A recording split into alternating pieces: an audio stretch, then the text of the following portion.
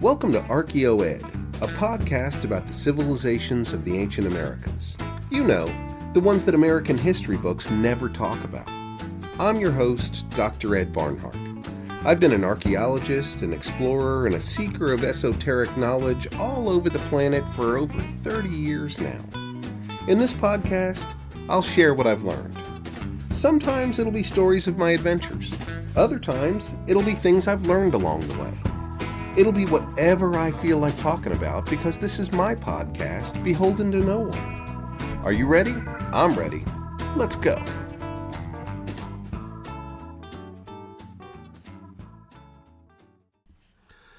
Season 5, Episode 6, Linda Schele. Linda Schele died in 1998 of pancreatic cancer. She was just 55 years old. I'm 55 this year, so she's been on my mind more than usual these days. Through a combination of luck and tenacity, I was one of her grad students. She was my mentor and the greatest single influence on my academic career. She was more than just a teacher to me. She was kind of a life coach. The way I approach my career, my colleagues, and the subjects I study have her examples written all over them. For those of you who know me through this podcast or otherwise, you know that I'm, a bit of an independent sort. I carve my own path, and I have very few heroes in my life. My wife is a school teacher and brands me oppositionally defiant, like one of her problem students. But when it comes to Linda Schele, I'm proud to call myself her acolyte.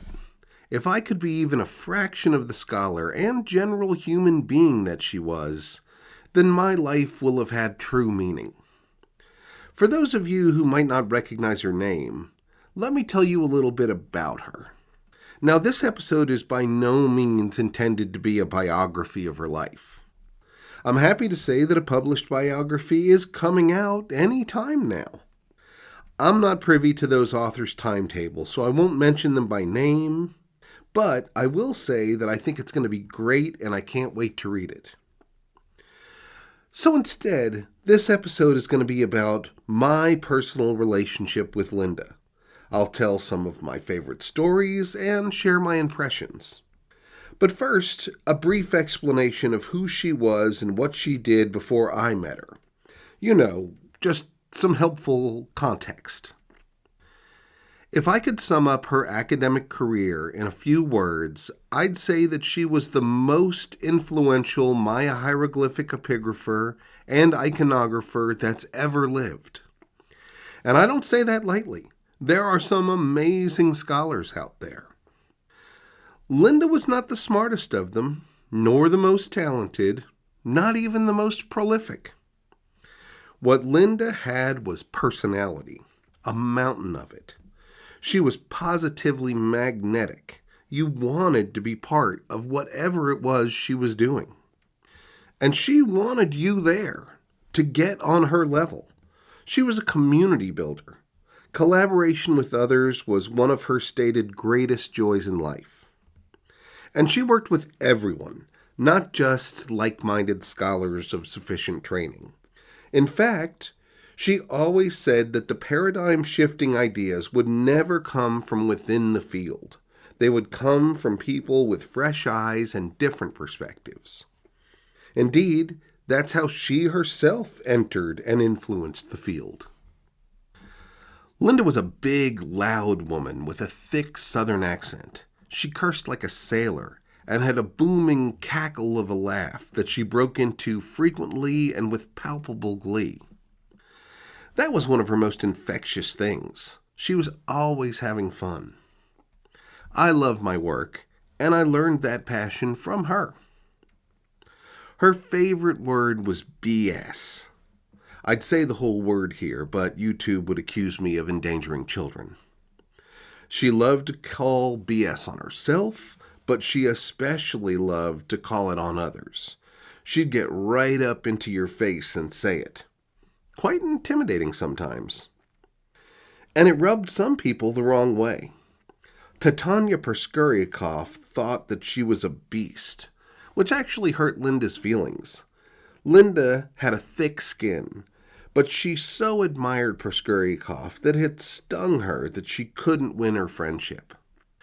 But I think it was actually Linda who first told me. She said, "If everybody likes you, then you're not doing anything important." Linda Schele was born October 30th, 1943 in Nashville, Tennessee.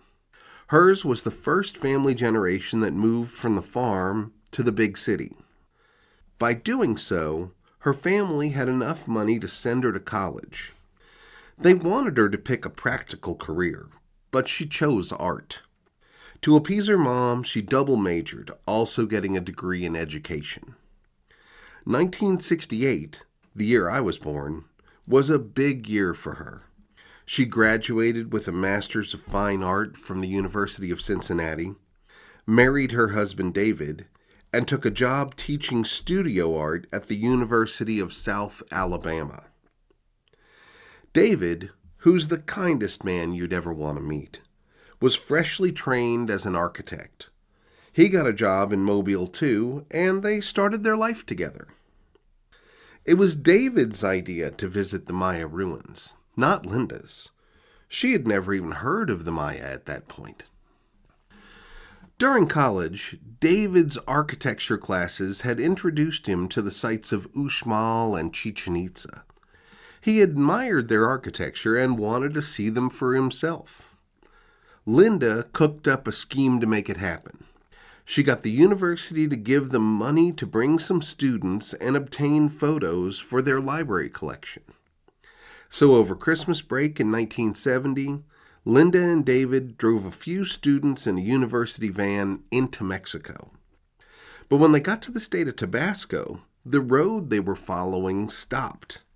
Locals explained that it was planned, but just not yet built. That night in their hotel, they met a traveler who had just come from Palenque. He recommended it, and finding a man named Moises Morales. And so they did.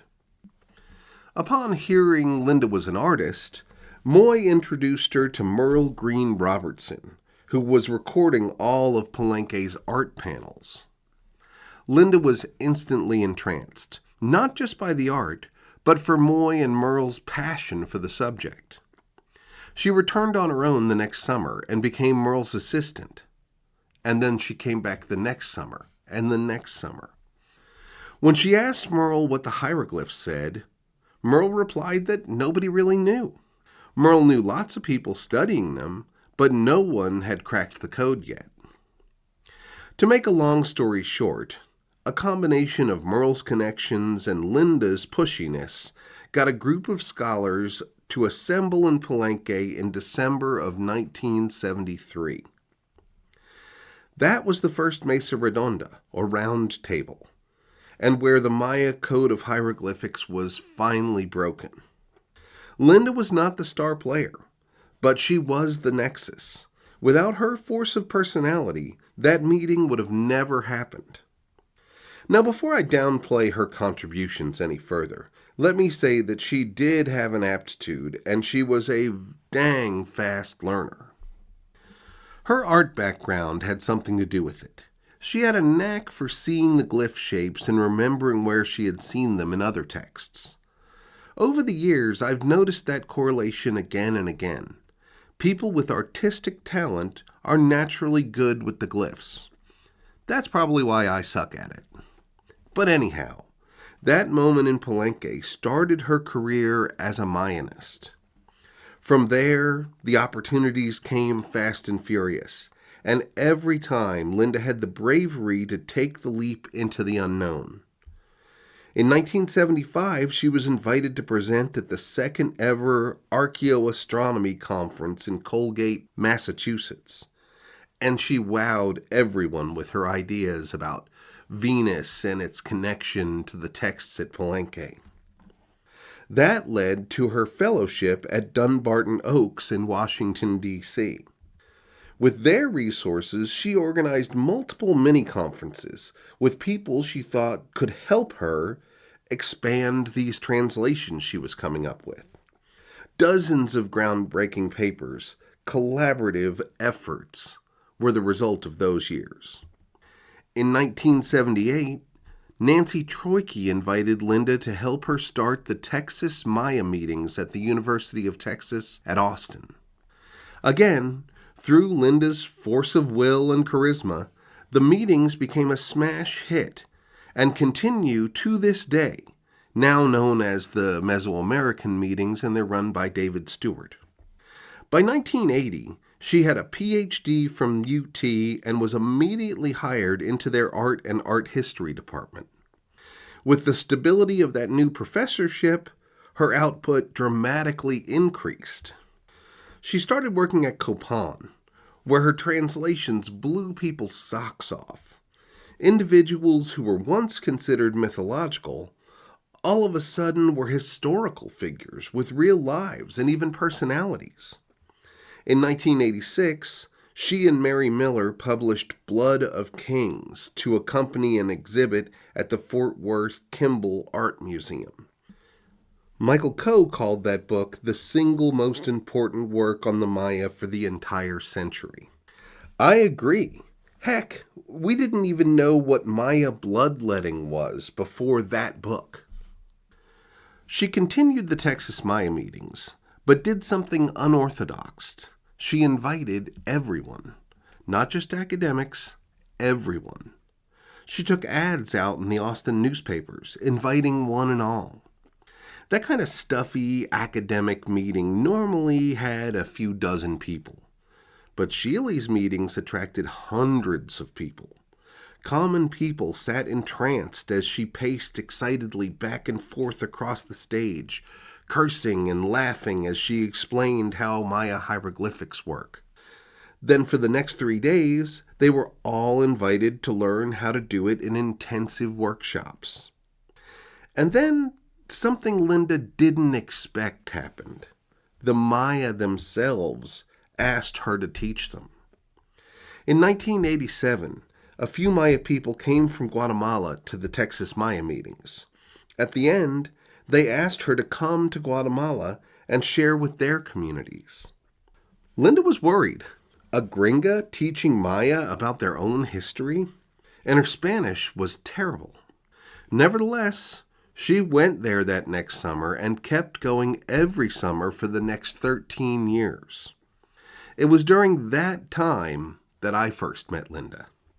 I'll take my first commercial break here, and when I return, I'll talk about those days.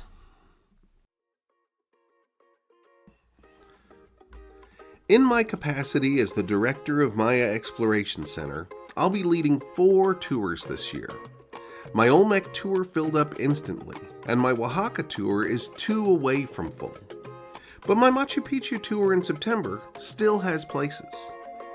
We'll start and end in Lima, visiting museums and a pyramid still standing in the middle of the city.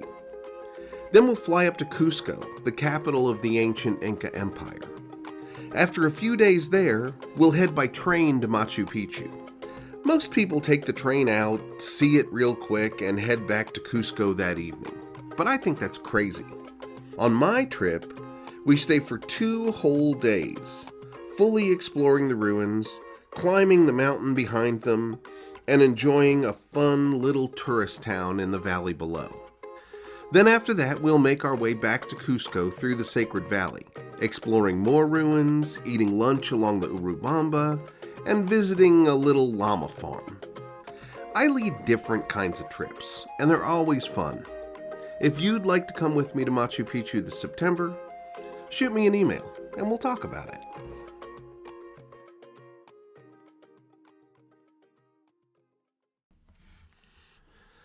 I was not supposed to be Schele's student. She told me to my face that I was a mistake. I had met Schele in 1990 at my first field school in Copan. I knew I wanted to learn more from her, so I applied to UT's anthropology department.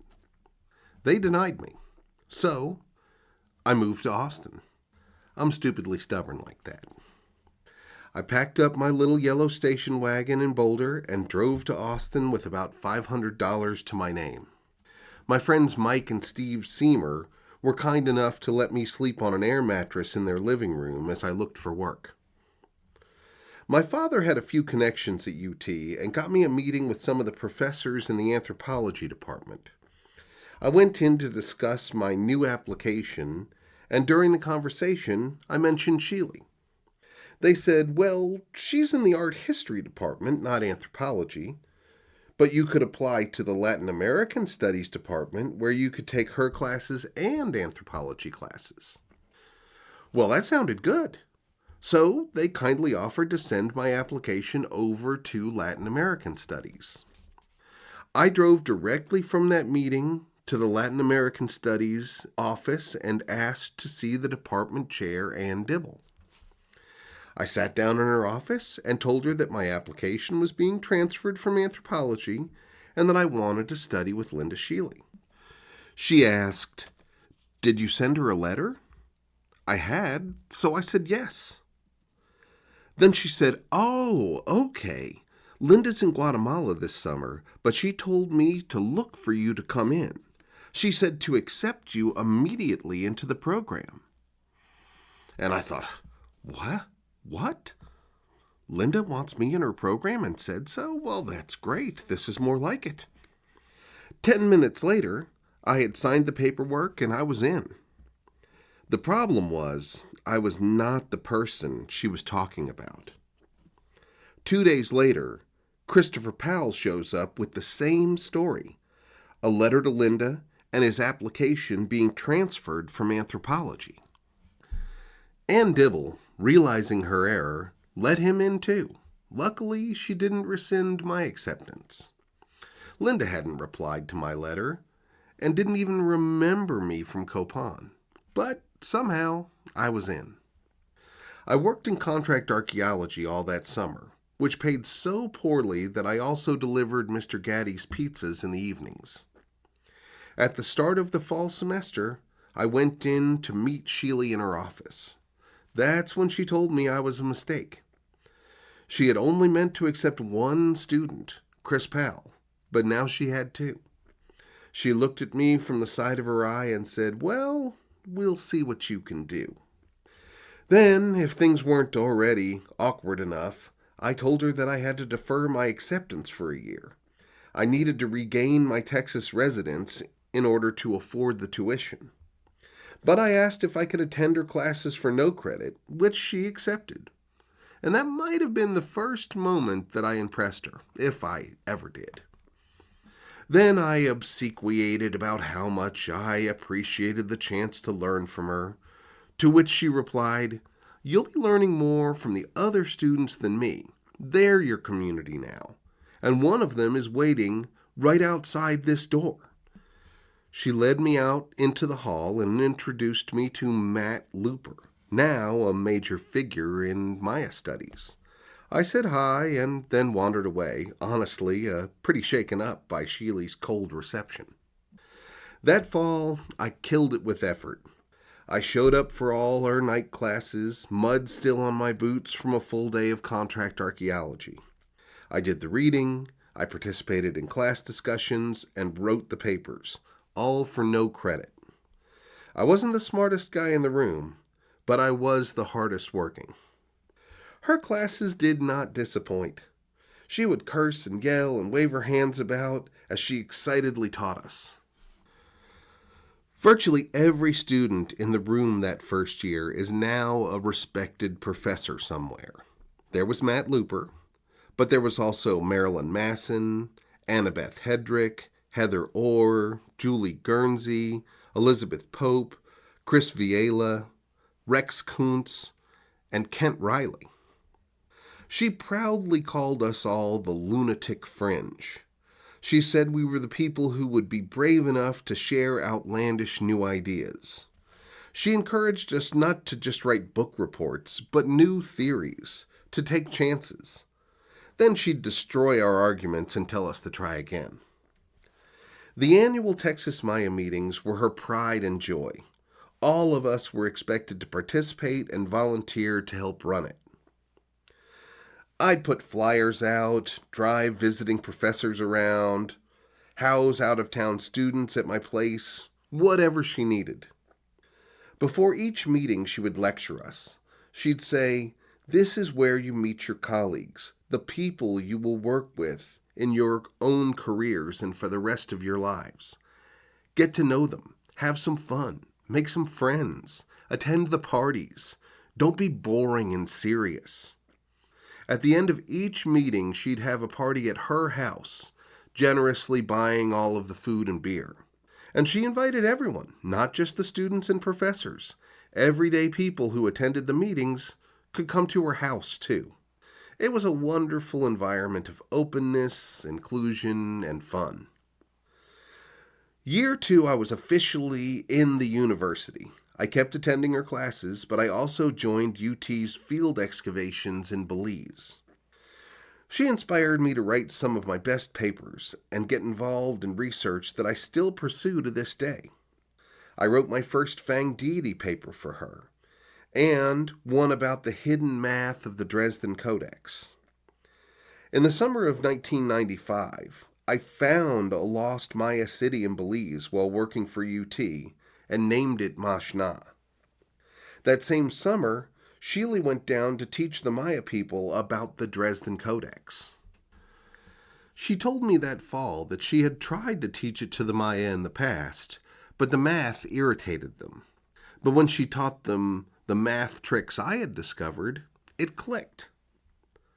The year before, she had told me, "Ed, if you don't stop thinking like a Westerner and start thinking like a Maya, you'll go nowhere in this field." It was actually that advice that inspired my Dresden Codex paper. I thought, Maya wouldn't sit here doing all this math. They'd be creating cycles out of it. And that's how I found this hidden math cycle that Schele then taught the Maya of Guatemala. Between that and finding a lost Maya city, I think I finally had Schele's attention. Now, during these years, I also became good friends with Christopher Powell. He and I missed each other in Schele's circles for almost 2 years, finally meeting on the stairs of the Temple of the Inscriptions in Palenque. There's a crazy backstory there, but that's for another podcast episode. Chris and I were both very interested in archaeoastronomy and the Maya calendar. He had brilliant ideas, the kind that got Linda to invite him into her graduate program, not me. We would sit up late nights drinking and talking Maya mathematics. Then we'd present them in Linda's class. Linda ended up hiring Chris and I to do work on her house. We painted it and built a fence. Then when she moved, we did it again. We were always broke, and it was good of her to hire us. Once again, it was Chris with the actual skills. I was just his hard-working assistant. We got to know her in a different way through that. We got to know her husband David and her great love of her cats, all of them sporting Maya names, of course. We also learned what a night owl she was. She'd sleep during the day, teach night classes, and then stay up all night writing. That night writing paid off, and she published her 3rd book, Maya Cosmos. By this time, she had become very famous, and her new batch of graduate students were fangirls that hung on her every word. I think she appreciated us old guard at that point, challenging her and the opportunity to call us stupid. She loved to do that in class. One day she actually, in the middle of class, asked me if I was retarded. I'm not kidding. Anyhow, a new project started in Copan, one digging into the heart of its Acropolis. She agreed to be its epigrapher if her graduate students could join the excavation crew. She was always our champion like that. Chris had a ton of experience digging burials in Arizona, so he went down first. At the end of that first season, they found the Margarita tomb, which was the wife of the Copan lineage founder Yashkuk Mo. That Christmas break, I was sitting on my couch with my brother, just finishing watching up Saturday Night Live, so it was about midnight. The phone rings. Thinking it's a buddy, I pick it up with a kind of silly, "Yellow." Well, it was Schele. She said, "Ed, would you like to go dig at Copan?" Caught flat-footed, I said, yes. Then she asked, can you go next month? Again, I just said, yes. And then she said, great, I'll call you after the New Year's, and hung up. I looked at Fred and said, well, I think I'm going to Honduras. I worked for 4 amazing months there, and we found the tomb of Yash Kukmo himself. Then I went straight to Belize to keep mapping at Mashna, the city I had found. But when I arrived, my professor had given Mashna to another university and told me to keep surveying further out. That really pissed me off, and I started thinking about what else I could do. I had finished my master's that fall and needed to move on to PhD studies. My new connections at Copan had gotten me some offers. One of them was to do my PhD at Harvard. But I loved Austin, and I loved being Linda's student. I asked her for her advice. Her words that day still echo in my ears at important crossroads. She said, Ed, it doesn't matter where you are. It matters what you're doing. So I made the decision to not pursue the Ivy League and stay with Linda. About a year later, Chris Powell had moved on to work with Alfonso Morales and Merle Green Robertson on a new project at Palenque.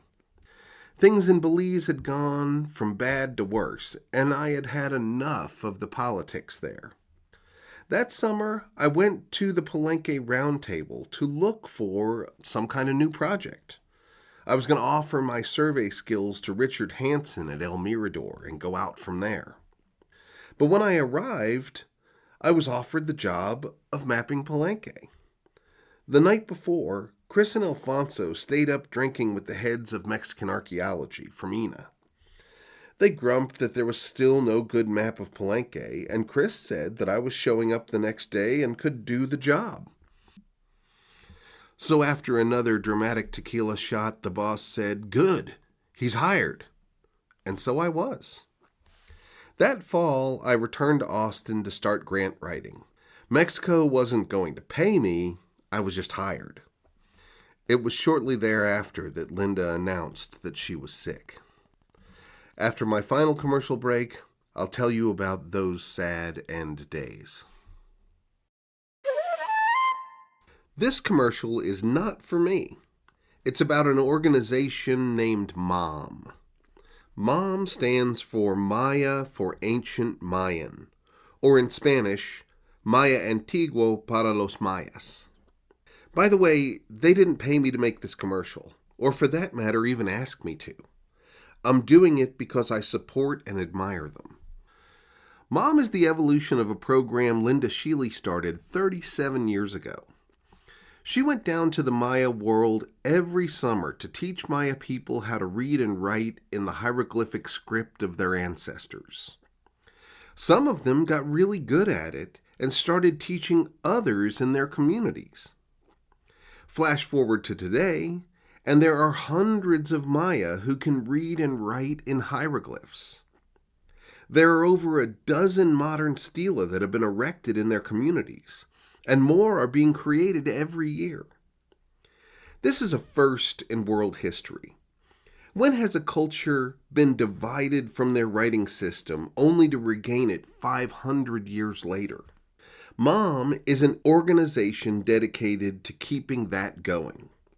They fund and teach classes in Maya communities throughout the year. In addition, they hold an annual conference where teachers and students from all around the Maya world get together and share their progress. The funds to run and attend these programs are modest, but they're still out of the reach for many of the communities they most benefit. And that's where we come in. Small donations from individuals are what make their wheel turn. Just a few bucks, and you can be part of this moment in history. I give every year. Would you consider doing the same? Their website is www.discovermom.org, and I'll put that in my show notes. Mom.org was actually already taken by the Milwaukee Art Museum. Go figure. Anyhow, please take a look at the great things they're doing and support them if you can. Thanks.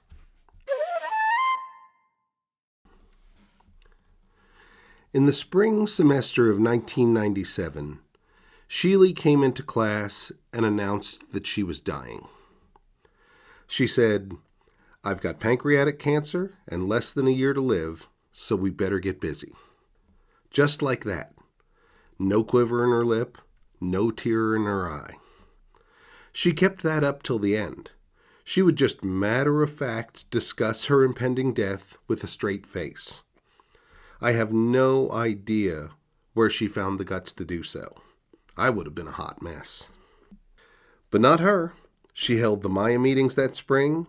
She wrote a 4th book with Peter Matthews, and she took another trip to the Maya world that summer. She also had an odd meeting with NASA.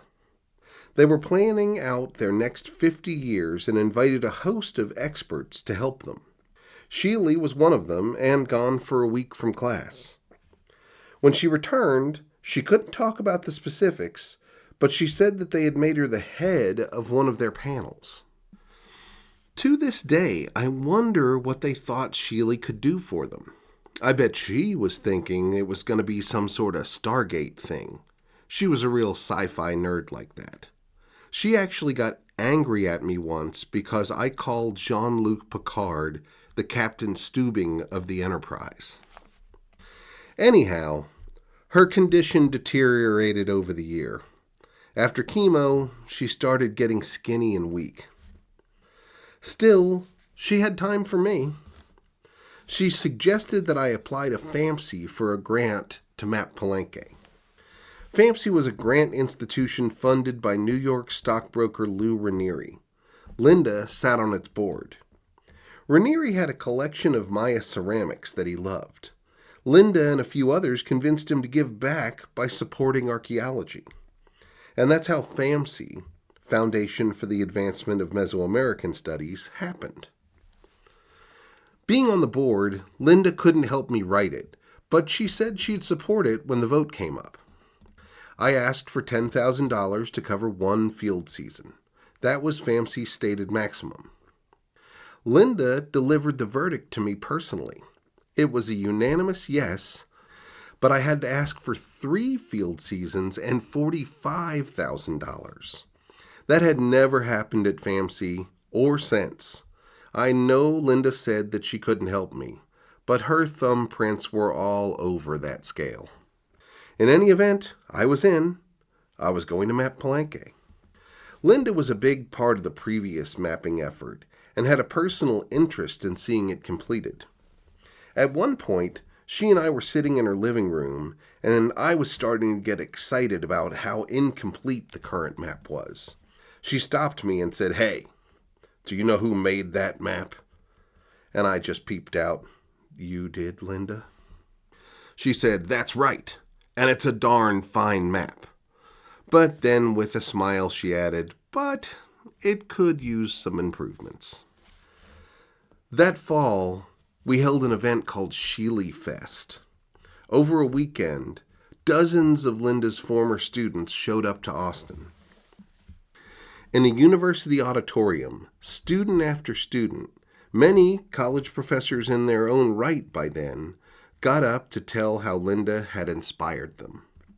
Linda sat in the front row, watching all of them and doling out many hugs along the way. At the end, she took the stage. She said that while she lamented never having children, that she was proud to be standing in front of hundreds of her children. There wasn't a dry eye in the house. That is, except for Schele. She just stared out at us with a smile, like the proud mother she was. That Christmas, I was almost ready to go to Palenque, but I was missing one big thing: a computer. FAMC's grant forbade equipment purchases. I managed to get the field survey equipment donated, but not the computer. It was 1997, and you couldn't just go to Best Buy. You had to have a computer custom built, and that was expensive. Luckily, my brother Fred knew how to build a computer. Linda and David Schele, out of their own personal funds, gave me the money for all the parts. I think it was for tax purposes, but they actually had Fred build it for them, and then they rented it to me for $1 a year for the next 20 years. Little did I know that was the last time I'd see Linda alive. She continued teaching classes in the spring. I was off in Palenque by then. Word on the grapevine was that she had become so ill that she couldn't get to the university.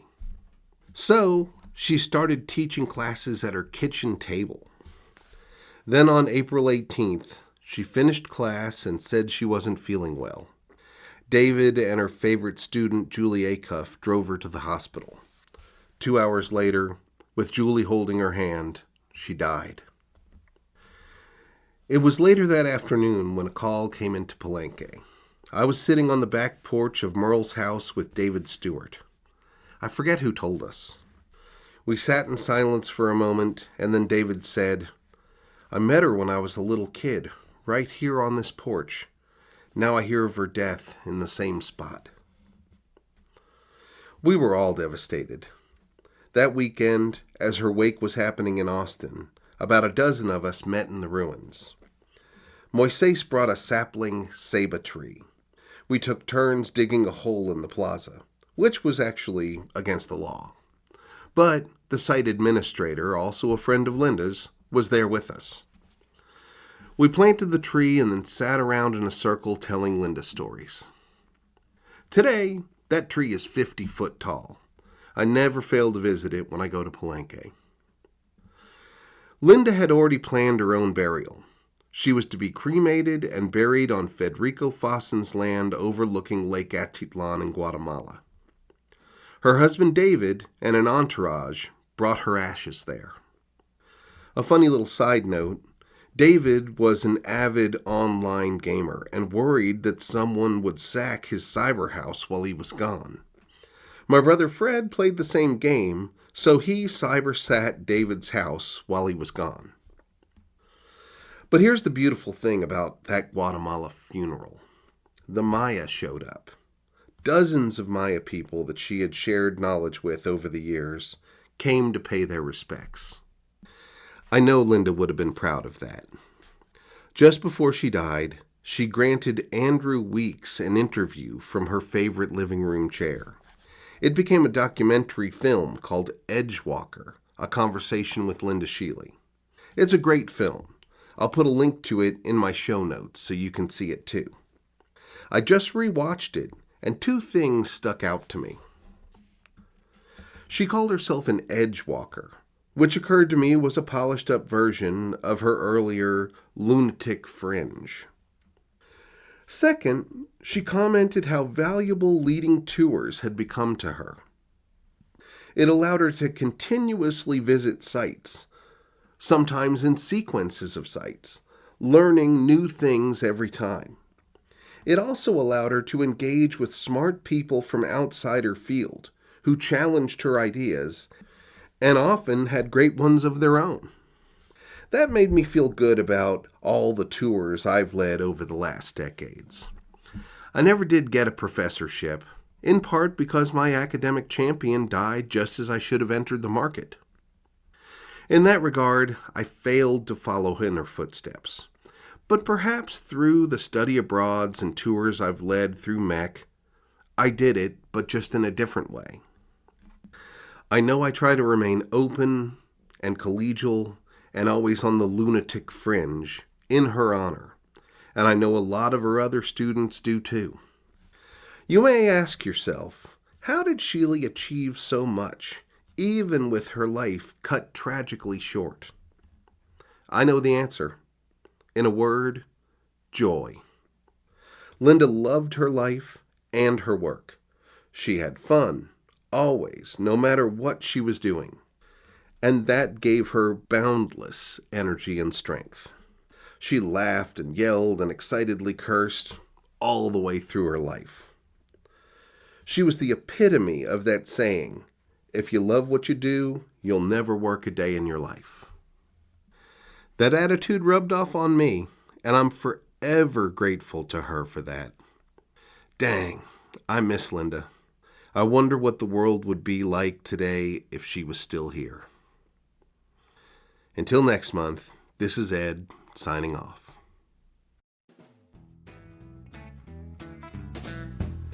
You've been listening to ArchaeoEd, a podcast written, recorded, and voiced by me, Ed Barnhart. If you like what you heard, please like, share, comment, and do all that other stuff I'm supposed to ask you to do. And if you really liked it, consider supporting ArchaeoEd through Patreon. Just go to patreon.com and search for ArchaeoEd. I'm in there somewhere. I make these podcasts for free, but I'm not opposed to making money. In fact, if you folks could free me from my day job, well, I'd be much obliged. ArchaeoEd is my intellectual property. All rights reserved. Copyright 2024.